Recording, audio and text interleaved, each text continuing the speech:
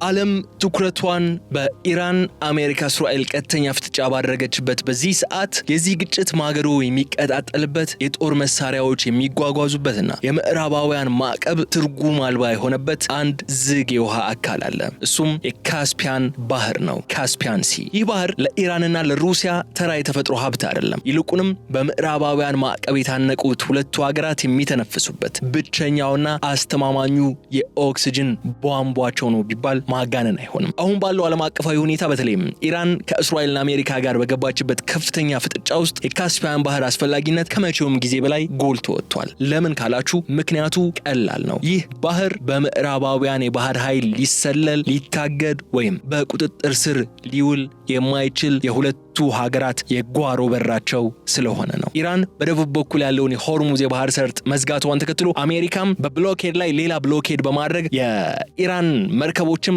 ሰርጡን አቋርጦ እንዳይወጡ ለመዝጋት መወሰኗን ተከትሎ ምን ሊፈጠር ይችላል የሚሉ ነጥቦች ሲነሱ ነበርና አማራጭ መንገድ አላት ኢራን የሚለውን ዛሬ በስፋት እናነሳዋለን። የሆርሙዝ የባህር ሰርጥ መዘጋትን ተከትሎ ዓለም አቀፍ ንግድ ታውቋል። ኢራን ይህንን የዓለም አቀፍ ንግድን ለማወክ የምትጠቀምበት ትልቁ ካርታዋ ነው የሆርሙዝ የባህር ሰርጥ። ነገር ግን ዓለም አቀፉ ማህበረሰብ በሆርሙዝ በኩል ኢራንን ለመጫን ቢሞክር እንኳን ቴህራን በሰሜን በኩል ባለው የካስፒያን ባህር በኩል ከሩሲያ ጋር ያላትን ወታደራዊና ሎጂስቲካዊ ግንኙነት ያለምንም እንቅፋት ለመቀጠል ያስችላታል የሚለውን ጉዳይ ነው ዛሬ በስፋት የምናነሳው። ይህ ኮሪደር ለኢራን ስትራቴጂክ ደብዝን የሚሰጣት ነው። በእስራኤል ላይ የምታዘንበውን የድሮን ማዕትና በዩክሬን ግንባር ሞስኮ የምትጠቀምባቸውን የሻሂድ ድሮኖች የሚገናኙበት ሚስጥራዊ መስመር ይህ የባህር መስመር ነው፣ የካስፒያን ባህር። ዛሬ በሰፊው ልዩ ጥንቅራችን ይህንን ባህር እንቃኛለን። የካስፒያን ባህር ሚስጥሮችን እናነሳለን። ኢራንና ሩሲያ በሚስጥር መሳሪያ የሚቀባበሉበት ይሄው ባህር አሜሪካና ምዕራቡ ዓለም ወታደራዊ ኃይሎች ለምን ሊቆጣጠሩት ሊገቱት አልቻሉም? ሆርሙዝ ቢዘጋ የካስፒያን ባህር በምን ያክል ደረጃ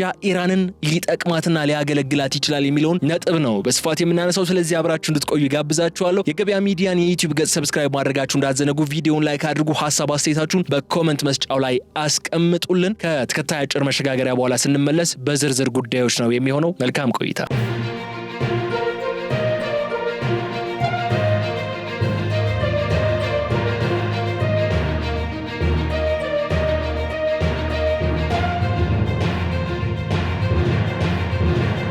የካስፒያን ባህር ጂኦግራፊያዊ አቀማመጥ ለየት ያለ ነው። እንደ ቀይ ባህር ወይም እንደ ሜዲትራኒያንና ሌሎች ባህሮች ክፍት አይደለም። አምስቱ የባህሩ አጎራባች ሀገራት ብቻ ናቸው በላዩ ላይ የመንቀሳቀስ መብት ያላቸው። ይህ ደግሞ አሜሪካና የኔቶ አጋሮች የጦር መርከቦቻቸውን ወደዚህ ባህር እንዳያስገቡ ህጋዊና ወታደራዊ አጥር ሆኖባቸዋል። በዚህ ምክንያት ሩሲያና ኢራን ይህንን የባህር መስመር ወይም ካስፒያን ባህር እንደ ግል መጠቀሚያቸው አድርገውታል። መርከቦቻቸው መገኛቸውን የሚጠቁሙ መሳሪያዎች ወይም AIS በማጥፋት ሻዶ ሺፕ በመሆን በነጻነት ይዘዋወሩበታል። በዚህ ላይ ልብ እንለው የሚገባው ትልቁ ነጥብ ደግሞ መሰላችሁ የካስፒያን ኮሪደር መገንባት ለሩሲያና ለኢራን የህልውና ጉዳይ መሆኑ ነው። ሩሲያ በዩክሬን ጦርነት ምክንያት የወታደራዊ ቁሳቁስ ለማግኘት ስትጥር በዚህ መስመር የሚመጡ የኢራን ድሮኖችና ጥይቶች ደርሰውላታል። ኢራን ደግሞ በምላሹ እስራኤልና አሜሪካን ለመመከት የሚያስችላትን የላቀ የሩሲያ የቴክኖሎጂ ድጋፍ፣ የሚሳኤል መከላከያ ዘዴዎችና የሳይበር ደህንነት መሳሪያዎችን በዚሁ መስመር በኩል እንደምታገኝ ይነገራል። ስለዚህ አሁን መካከለኛው ምስራቅ ላይ የሚታየው ጦርነትና የኃይል ሚዛን በካስፒያን ባህር ላይ ከሚካሄደው ስውር እንቅስቃሴ ጋር በቀጥታ የተቆራኘ ነው። የሆርሙዝ ስትሬት ቢዘጋ እንኳን የካስፒያን በር ክፍት እስከሆነ ድረስ የኢራንና የሩሲያ ወታደራዊ ጥምረት ሊገታ የማይችል ኃይል ሆኖ ይቀጥላል። ይህ ባህር አዲሱ የዓለምን የፖለቲካ አሰላለፍ ማዕከልና የምዕራባውያንን ተጽዕኖ የሚያበቃበት ጽኑ ግንባር ሆኖ እያገለገለ ይገኛል። ዋሽንግተን በኢራንና በሩሲያ ላይ የጣለቻቸው ማዕቀቦች በታሪክ እጅግ ከባድና ሁሉን አቀፍ ተብሎ የሚጠሩ ናቸው። ሆኖም ግን እነዚህ ሁለት ሀገራት በካስፒያን ባህር ላይ የገነቡት ኢኮኖሚያዊ ምሽግ ይህን ማዕቀብ በቀዳዳ መልኩ እንዲሻገሩት አድርጓቸዋል። ይህ ግን እንዴት ሊሆን ቻለ? መልሱ የሚጀምረው በሻዶ ፍሊት እንቅስቃሴ ነው። በካስፒያን ባህር ላይ የሚንቀሳቀሱ መርከቦች እንደ ቀይ ባህር ወይም እንደ ፓናማ ቦይ ጥብቅ ቁጥጥርና ክትትል አይደረግባቸውም። የኢራንና የሩሲያ መርከቦች ዓለም አቀፍ የባህር ላይ መገኛ ምልክታቸውን ወይም AIS ሆን ብለው ያጠፋሉ። በዛ ምክንያትም መርከቦቹ የት እንዳሉ፣ ከየት ተነስተው ወዴት እንደሚጓዙ በሳተላይት ለመከታተል እጅግ አስቸጋሪ ይሆናል። ይህ የጨለማ ጉዞ የጦር መሳሪያዎችን ብቻ ሳይሆን እንደ ነዳጅ፣ ብረትና ሌሎች ለማዕቀብ የተጋለጡ ምርቶችም ያለምንም ተጠያቂነት ለማጓጓዝ ያስችላቸዋል። አሁን ያለው የኢራን አሜሪካ እስራኤል ፍጥጫ ስንመለከት ደግሞ ኢራን በደቡብ በኩል የሆርሙዝ ሰርጥን መዝጋቷን ተከትሎ የዓለም የነዳጅ ዋጋ ተናግቷል። ነገር ግን የሆርሙዝ መዘጋት ለኢራን ራሷም የኢኮኖሚ ራስ ምታት ሊሆንባት ይችል ነበር። ቁልፋችን ነች። የኢኮኖሚ ራስ ምታት ሊያመጣባት ይችል ነበር ራሷ ለኢራንም። ሆኖም ግን ካስፒያን አለ። ካስፒያን ይህንን ስጋት እንድታልፈው ወይም ስጋቱ እንዲቀረፍላት አድርጓል። ኢራን የምታመርተው ነዳጅ እንዲሁም ሌሎች የማዕቀብ ሰለባ የሆኑ ውጤቶች በካስፒያን በኩል ወደ ሩሲያ ከዚያም ወደ እስያ ገበያዎች በስፋት ማሰራጨት የምትችልበትን እድል ፈጥረሏታል። ይህ ማለት መሰላችሁ ኢራን በደቡብ በኩል ዓለምን እያነቀች፣ በሰሜን በኩል ደግሞ በካስፒያን በኩል በነጻነት የምትተነፍስበትን እድል ነው ያገኘችው ማለት ነው። ከዚህ በላይ ደግሞ የሩሲያ ኢራን የንግድ ልውውጥ አሁን ላይ ከዶላር ቁጥጥር ውጭ ይሆናል። በካስፒያን ወደቦች በኩል የሚደረጉ ግብይቶች የሚፈጸሙት በሩሲያ ሩብል ወይም በኢራን ሪያል አማካኝነት ነው። አሁን አሜሪካ ዓለም አቀፍ የባንክ ስርዓቷን ወይም ስዊፍትን በመጠቀም የምታደርገው የገንዘብ እንቅስቃሴም ክትትል ሙሉ በሙሉ ውድቅ ያደርገዋል። ይህ የኢራንና የሩሲያ የንግድ ጥምረት በሁለቱ ሀገራት መካከል የሚካሄደው ይህ የባንክና የንግድ ትስስር በካስፒያን ላይ በሚገነቡ አዳዲስ ወደቦችና የባቡር መስመሮችም እየጠናከረ ነው ያለው። ለእስራኤልና ለአሜሪካ ትልቁ ስጋት ደግሞ ይሄው ነው። ማዕቀብ የኢራንን ወታደራዊ አቅም ያዳክማል ተብሎ ቢታሰብም የካስፒያን ኮሪደር ግን ለቴህራን ያልተገደበ የገንዘብና የቁሳቁስ ምንጭ ሆኖላታል ተብሎ ይታመናል። በዩክሬን ግንባር ላይ ሲሳተፉ የከረሙት የኢራን ድሮኖች ሽያጫቸው ለኢራን ኢኮኖሚ ትልቅ መነቃቃትን ፈጥሯል። ይህ ገንዘብ ደግሞ ተመልሶ በመካከለኛው ምስራቅ ያሉትን የኢራን ወኪል ኃይሎች ወይም ፕሮክሲዎች ማለትም እንደነ ሂዝቦላ፣ ሐማስ፣ ሁቲ ያሉ ቡድኖች ለማጠናከር ይውላል። ስለዚህ የካስፒያን ባህር ተራ የውሃ አካል አይደለም። በተለይ ለኢራንና ለሩሲያ ማዕቀብን የሚበጥሱበት የኢኮኖሚ መሳሪያ፣ ምዕራባውያን የገነቡት የዓለም የፋይናንስ ስርዓት የሚገዳደሩበት አዲሱ ግንባር ነው የካስፒያን ባህር ለኢራንና ለሩሲያ ማለት ነው። በዚህ ባህር ላይ የሚታየው እያንዳንዱ የጭነት መርከብ በዋሽንግተንና በቴልአቪቭ ላይ የሚሰነዘር ስውር ኢኮኖሚያዊ ጥቃት ተደርጎ ነው የሚወሰደው። ዛሬ ላይ የካስፒያን ባህር የሩሲያ ወታደራዊ ጥበብ ወደ ደቡብ የሚፈስበት፣ የኢራን ሰው አልባ የጦር መሳሪያዎች ደግሞ ወደ ሰሜን የሚሻገሩበት የሁለት አቅጣጫዎች አውራ ጎዳና ነው የሆነው። ለአሜሪካና ለእስራኤል ከፍተኛውን ስጋት የፈጠረው ጉዳይ ኢራን ለሩሲያ ከምትሰጠው የሻሂድ ድሮኖች አቅርቦት በላይ ሩሲያ በምላሹ ለኢራን የምትልከው ወታደራዊ ቴክኒክ ነው። እንደምናውቀው ከሆነ ኢራን ለዓመታት በአየር ኃይል ረገድ ወደ ኋላ ቀርታ የነበረች ሀገር ነች። ነገር ግን አሁን በካስፒያን በኩል በሚደረግ ስምምነት ሩሲያ ለኢራን የላቁ ተዋጊ ጀቶችና ኤስ-400 የተሰኘውን የአየር መከላከያ ስርዓቶችም ለመስጠት ቃል ስለመግባቷ የተለያዩ መረጃዎች እየወጡ ይገኛሉ። በዚህ ብቻ ግን የሚያበቃ አይደለም። ሩሲያ የኢራን የሚሳኤል ቴክኖሎጂ ይበልጥ ትክክለኛና ኢላማውን የሚመታ ወይም ፕሪሲዥን ጋይድድ እንዲሆን የራሷ የግሎናስ ሳተላይት መረጃዎችን በነጻነት እንድትጠቀም ፈቅዳላታለች። አሁን ያለው የእስራኤል አሜሪካና የኢራን ቀጥተኛ ጦርነት ስንመለከትም የዚህ የቴክኖሎጂ ሽግግር ውጤቱ በግልጽ የሚያሳይ ነው። ኢራን በእስራኤል ላይ የምታስወነጭፋቸው ሚሳኤሎች የጠላትን የአየር መከላከያ ሰብረው ለመግባት የሚያስችል የኤሌክትሮኒክ ዋርፌር አቅም ያገኙት የመጡት በሩሲያ የቴክኒክ ድጋፍ ስለመሆኑ የሚያጠራጥር አይደለም። ሩሲያ በዩክሬን ግንባር ከምዕራባውያን መሳሪያዎች ጋር ስትጋፈጥ ያገኘችውን ልምድና የጠላትን ራዳር የማታለል ጥበብ በካስፒያን በኩል ለቴህራን እያጋራሽ ነው የሚሉ ጭምጭምታዎችም ይሰማሉ። ይህ ማለት እስራኤል ዛሬ የምትጋፈጠው የኢራንን አቅም ብቻ ሳይሆን የሩሲያን ወታደራዊ እውቀትንም ጭምር ነው ማለት ነው። በሌላ በኩል ደግሞ ሩሲያ ከኢራን ያገኘችውን የድሮን ቴክኖሎጂ ወደ ራሷ አፈር በማዘወር በካስፒያን አቅራቢያ በሚገኘው የታታርስታን ክልል ግዙፍ የድሮን ማምረቻ ፋብሪካን ገንብታለች። በዚህ ፋብሪካ የሚመረቱት ድሮኖች በካስፒያን ባህር በኩል በሚመጡ የኢራን መለወጫዎችና የቴክኒክ ባለሙያዎች ድጋፍ የሚንቀሳቀሱ ናቸው። ይህ የጋራ ማምረቻ መስመር ደግሞ ለሩሲያ በዩክሬን ግንባር የማያቋርጥ የጥቃት አቅም ሲሰጣት፣ ለኢራን ደግሞ መሳሪያዎቿን በታላቅ ሀያል ሀገር የጦር ሜዳ ላይ የመፈተሽና የማሻሻል እድልን የሰጣት። ይህ የቴክኖሎጂ ድልድይ ሌላም ገጽታ አለው። እሱም የሳይበር ጦርነት ነው። ሁለቱም ሀገራት በምዕራባውያን ላይ የሚሰነዝሩትን የሳይበር ጥቃት ለማስተናገድና መረጃ ለመለወጥ በካስፒያን ዙሪያ የደህንነት መረባቸውን አጥብቀዋል። ሩሲያ ለኢራን የላቁ የስለላ መሳሪያዎችን በመስጠት የውስጥ ተቃውሞዎች እንድትቆጣጠርና የውጭ ሰላዮችን እንድትከላከል እያገዘቻት ነው። ስለዚህም ነው የካስፒያን ባህር የጥይት ማመላለሻ ብቻ አይደለም፣ የሁለቱ ሀገራት ወታደራዊ አንጎል የሚገናኝበት ማዕከል ነው። ይህ የቴክኖሎጂ ፍሰት እስካልቆመ ድረስ በመካከለኛው ምስራቅም ሆነ በምስራቅ አውሮፓ የሚታየው ጦርነት መልኩ እንዲቀየር ያደርገዋል የሚባለው። በጦርነት ውስጥ መሳሪያ መኖሩ ብቻ ደግሞ በቂ አይደለም። መሳሪያው በተፈለገበት ቦታና ጊዜ ሳይሰለልና ሳይገታ መድረስ መቻሉ ደግሞ የድል አንዱ ቁልፍ ይሆናል። ካስፒያን ደግሞ ለሩሲያና ለኢራን ይህንን ድል የምታጎናጽፍ ስፍራ ሆናለች። ይህ የሎጂስቲክስ መስመር የሚጀምረው በኢራን የኢንዱስትሪ ማዕከላትና በድሮን ማምረቻ ፋብሪካዎች ነው። መሳሪያዎቹ ተመርተው ሲያበቁ በሚስጥራዊ የየብስ ጉዞ ወደ ሰሜናዊ ኢራን ወደቦች በተለይም እንደ አንዛሊና አሚራባድ የመሳሰሉ ስትራቴጂካዊ ስፍራዎች ይደርሳሉ። እዚህ ጋር ነው ትልቁ ሚስጥር ደግሞ የሚጨምረው። መሳሪያዎቹ በንግድ መርከቦች ውስጥ ተጭነው በባህሩ ላይ ለሚደረገው የ3 እና የ4 ቀናት ጉዞ ይዘጋጃሉ። መርከቦቹ የባህር ላይ መለያቸውን አጥፍተው በካስፒያን ሞገድ ላይ ሲንሸራሸሩ ከምዕራባውያን የስለላ ሳተላይቶችም ፍጹም ይሰወራሉ። እነዚህ መርከቦች ሩሲያ ውስጥ በሚገኙት የአስትራካን ወይም የማካችካላ ወደቦች ሲደርሱ ጭነቱ ሳይዘገይ ወደ ወታደራዊ የጭነት ባቡሮችና መኪናዎች ይገለበጣል። ከዚያም በሩሲያ ሰፊ የባቡር መስመር ተጭነው በቀጥታ ወደ ዩክሬን የጦር ግንባር ወደ ዶንባስ ወይም ወደ ክሪሚያ ሲያመሩ ቆይቷል።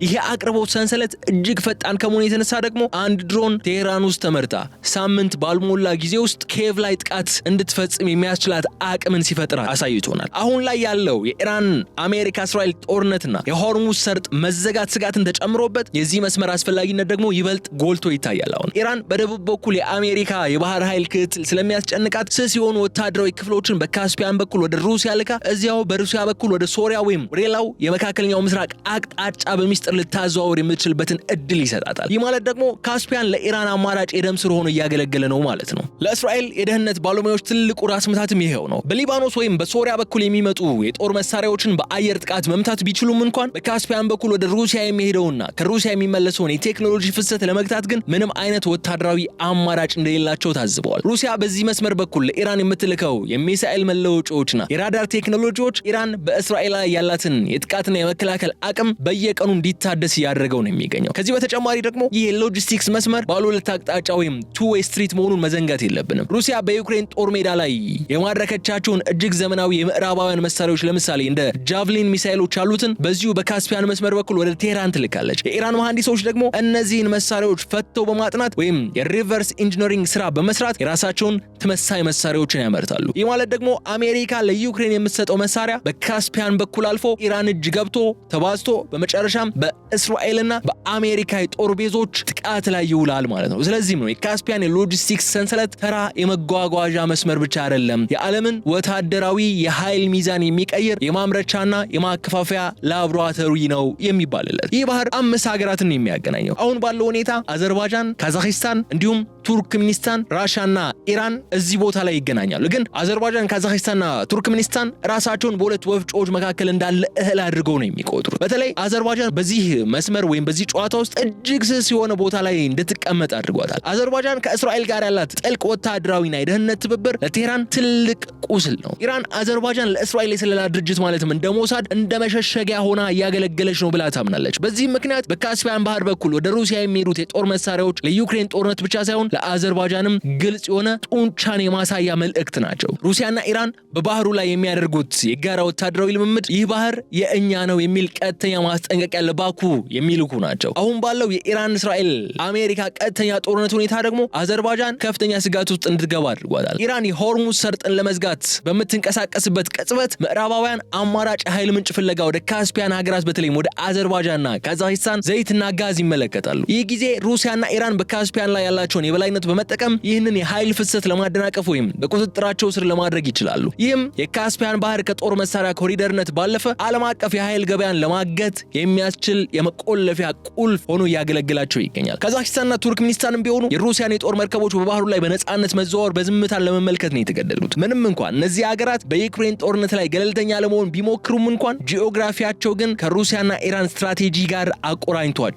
ሩሲያ በካስፒያን በኩል የምታሳየው ወታደራዊ የበላይነት እነዚህ ሀገራት ወደ ምዕራቡ ዓለም ይበልጥ እንዳይጠጉ የሚያደርግ የብረት አጥር ሆኖ እያገለገለ ነው የሚገኘው። ለእስራኤል ይህ ሁኔታ እጅግ አሳሳቢ ነው። እስራኤል ከአዘርባይጃን ጋር ያላት ግንኙነት በኢራን ሰሜናዊ ድንበር ላይ ጆሮና አይን እንዲኖራት አስችሏት ነበር። ነገር ግን የሩሲያና የኢራን ጥምረት በካስፒያን ላይ ተጠናክሮ ሲቀጥል የእስራኤል በዚያ ቀጠና የመንቀሳቀስ እድል እየጠበበ ነው የሚሄደው። ቴህራንና ሞስኮ አዘርባይጃንን በማስፈራራት ወይም በማባበል ከእስራኤል እንድትለይም ከፍተኛ ጫና ሊያሳርፉ ይችላሉ። ስለዚህም ነው የካስፒያን ባህር ዛሬ ላይ የሁለት ሀገራት ብቻ መጫወቻ መጫወቻ አይደለም የምንለው። በቀጠናው ያሉ ትናንሽ ሀገራት የሉዓላዊነት ስጋት፣ የእስራኤል ስትራቴጂካዊ መሸሸጊያ ማጣትና የሩሲያ ኢራን የጋራ ባለቤትነት የሚጋጩበት የጦር ግንባር ነው። ግን ከረንትሊ ኢራንና ሩሲያ በዚህ ባህር ላይ የበላይነታቸውን አስጠብቀው እንደቀጠሉ ይገኛሉ። ይህ የኃይል ሚዛን መዛባት ደግሞ መላውን መካከለኛው ምስራቅና መካከለኛው እስያ ወደ አዲስ ቀውስ ሊያመራ የሚችልበትን እድል ተሸክመዋል። ዛሬ ላይ በካስፒያን ባህር ላይ የምናየው የኢራንና የሩሲያ የጦር መሳሪያ ልውውጥ በአንድ ጀንበር የተከሰተ ድንገተኛ ክስተት እንዳልሆነ ግን መገንዘብ አለብን። ይልቁንም ለዘመናት ሲታሽ የቆየ የታሪክ ውጤት ነው። የካስፒያን ባህር በታሪክ መዝገቦች ውስጥ የሩሲያ ግዛትና የፋርስ ግዛት ወይም ፐርሺያን ኢምፓየር የሚጋጩበት ብቻ ሳይሆን ከውጭ ወራሪዎች ራሳቸውን የሚከላከሉበት የጋራ ምሽጋቸውም ነበር። ዛሬ ኢራንና ሩሲያ ከቀጠናው ውጭ ያሉ ኃይሎች በካስፒያን ላይ መገኘት የለባቸውም የሚለውን መርህ ሲያቀነቅኑ የቆየውን የ1921 እና የ1940ዎቹን የሶቪየት ፋርስ ስምምነቶችን መንፈስ ነው እያደሱ ያሉት። ወደ ኋላ መለስ ብለን ስንመለከት የሶቪየት ህብረት በነበረችበት ወቅት ካስፒያን ሙሉ በሙሉ ሊባል በሚችል ደረጃ በሞስኮ ቁጥጥር ስር ነበረ። ኢራን በወቅቱ የነበራት አቅም ይሄ ነው የሚባል ወይም እዚህ ግባ የሚባል ባይሆንም እንኳን ባህሩን ከምዕራባውያን ተጽዕኖ ነፃ ለማድረግ ከሶቪየት ጋር የጋራ ፍላጎት ነበር። አውሮፓውያኖቹ አቆጣጠር በ1991 ሶቪየት ህብረት ስትፈርስና አዳዲስ ሀገራት ማለትም አዘርባይጃን፣ ካዛክስታንና ቱርክሜኒስታን የመሳሰሉ ሀገራት ሲፈጠሩ የባህሩ የህግ ማዕቀፍ ለሁለት አስርት ዓመታት አከራካሪ ሆኖ ነበር የቆየው። ነገር ግን ሩሲያና ኢራን አንድ ላይ እንዲቆሙ ያስገደዳቸው ትልቁ የታሪክ አጋጣሚ የጋራ ጠላት የሚለውን እሳቤ መምጣቱ ነው። አሜሪካና ኔቶ ወደ መካከለኛው እስያና ወደ ካውካከስ አካባቢ ለመጠጋት ባደረጉት ሙከራ ሩሲያና ኢራን የካስፒያን ባህርን እንደ መጨረሻው የመከላከያ መስመራቸው ወይም ሬድ ላይን አድርገው ወሰኑ። አውሮፓውያኖቹ አቆጣጠር በ2018 በአክታው የተፈረመው የካስፒያን ህግ ሁኔታ ስምምነት ለዛሬው ወታደራዊ ትብብርም የህግ መሰረት የጣለ ታሪካዊ ክስተት ነበር የነበረው። በዚያ ስምምነት ላይ አምስቱ ሀገራት ከቀጠናው ውጭ ያለ ወታደራዊ ኃይል በባህሩ ላይ እንዳይኖር ተፈራረሙ፣ ተስማሙ።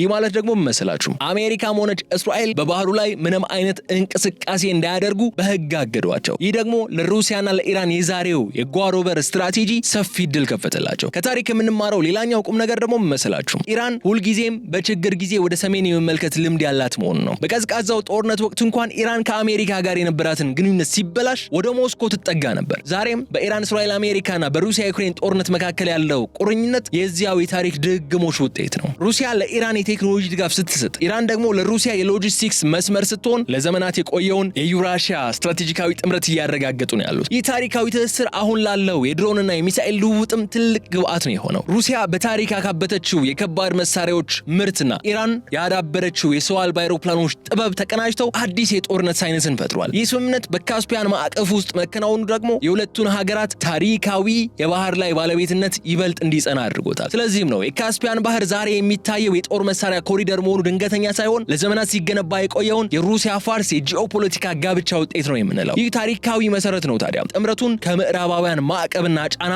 በላይ ሆኖና ጠንካራ ሆኖ እንዲወጣ ያደረገው። ወደ ማጥቃለያችን ስንመጣ ግን አንድ ትልቅ ጥያቄን ማንሳት አለብን። ይህ የሞስኮና የቴሄራን የጓሮ በር ጥምረት ለዓለም ምንድነው ያለው ትርጉም የሚለው ነው። መልሱ ደግሞ ግልጽ ነው። ይህ ተራ የጊዜያዊ ጥቅም ትብብር ሳይሆን ምዕራባውያን የሚመሩትን ነጠላ የዓለም ስርዓት ለመቀየር የተወጠነም ታላቅ ስትራቴጂ ነው። ወደፊት በምንመለከትበት ጊዜ የምናየው እውነታም እንደሆነ ታውቃላችሁ። የካስፒያን ባህር ሚና ይበልጥ እየጎላ እንደሚሄድ ግልጽ ሆኖ እናገኘዋለን። ሩሲያና ኢራን አሁን የዘረጉት የሎጂስቲክስ መስመር ዓለም አቀፍ የሰሜን ደቡብ የትራንስፖርት ኮሪደር የማድረግ ሰፊ ዕድል አለው። ይህ ማለት ደግሞ መሰላችሁ ከህንድ ውቅያኖስ ተነስቶ በኢራን በኩል በማለፍ ካስፒያንን አቋርጦ ወደ ሩሲያና አውሮፓ የሚደርስ አዲስ የንግድ መስመር የመፈጠር ዕድሉ የጊዜ ጉዳይ እንጂ የሚቀር እንደማይሆን ነው። ይህ መስመር ስራውን በሙሉ አቅም ሲጀምር ደግሞ እንደ ስዊዝ ካናልና ሌሎች በምዕራባውያን ቁጥጥር ስር ያሉ የባህር በሮች ፋይዳ ቢስ ይሆናሉ። አሁን ባለው የኢራን እስራኤል አሜሪካና የዩክሬን ጦርነት አውድ ውስጥ ግን ካስፒያን የማያቋርጥ የጦርነት ሞተር ሆኖ እያገለገለ ይገኛል። እስራኤልና አሜሪካ በኢራን ላይ የሚጥሉት ማንኛውም ወታደራዊ ጫና ቴሄራን ወደ ሩሲያ ይበልጥ እንድትጠጋና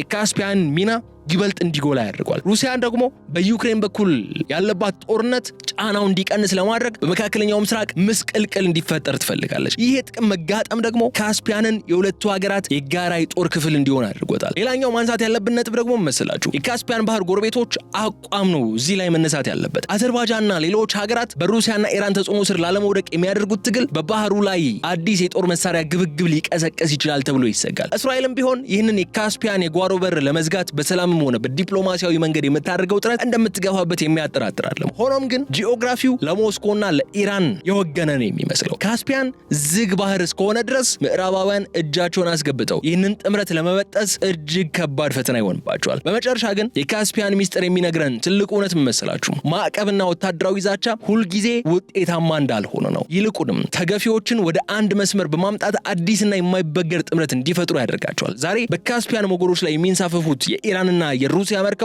ነገ የሚፈጠረውን አዲስ የዓለም ጂኦፖለቲካዊ ካርታን ነው እየሳሉ ያሉት። የሆርሙዝ ሰርጥ ሲዘጋ፣ የቀይ ባህር ንግድ ሲቋረጥ ዓለም አይኗን ወደ ሰሜን ወደ ካስፒያን ባህር ማዞሯ የማይቀር ነው። የዚህ ባህር ዝምታ ውስጡን የሚነድ እሳት የያዘ ስለመሆኑ ግን መዘንጋት የለብንም በማለት የዕለቱን ልዩ ጥንቅራችን እዚህ ላይ እንቋጫለን። የተከበራችሁ የገበያ ሚዲያ ተከታታዮቻችን ላለፉት ደቂቃዎች ለነበረን ቆይታ እጅግ አድርጌ አመሰግናችኋለሁ። እስከዚህ ሰዓት ድረስ ግን እየተከታተላችሁ አብራችሁኝ ስለቆያችሁ በድጋሚ እጅግ አድርጌ አመሰግናለሁ። ቪዲዮውን ከወደዳችሁ ላይክ አድርጉት፣ ሐሳብ አስተያየታችሁን ኮሜንት መስጫው ላይ አስቀምጡልን። በቀጣይ በሌላ ቪዲዮ እስክንገናኝ ድረስ ከዛው ድረስ የገበያ ሚዲያን የዩቲዩብ ገጽ ሰብስክራይብ በማድረግ ወቅታዊ፣ አነጋጋሪ የሆኑ ዓለም አቀፋዊና ቀጠናዊ የሆኑ ትንታኔዎች እንዲደርሷችሁ ያድርጉ በማለት እዚህ ጋር እሰናበታለሁ። ሰላም።